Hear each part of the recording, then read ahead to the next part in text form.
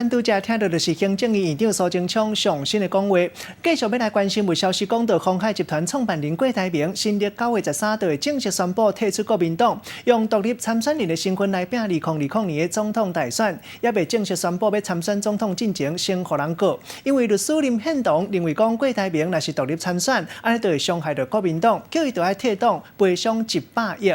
郭台铭的幕僚安怎回应？带大家做伙来关心。其实这真的是蛮杜撰的剧情啦。如果有跟我们一起参与开会的话，就会知道其实我们还蛮民主的，很多意见董事长会询问大家的看法，然后最后会用表决的方式来做最后的决定。好消息现在还没有正式宣布参选，不过今天早上其实林献堂律师提告了，你怎么看这个？不好意思，因为这个人我们真的也不认识哦。但是因为时间已经到了这个阶段，包含这个。柯市长昨天也说，这是历史上关键的日子。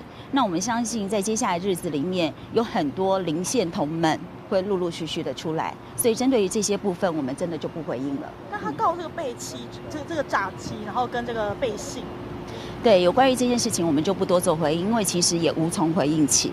那因为这个823同台制。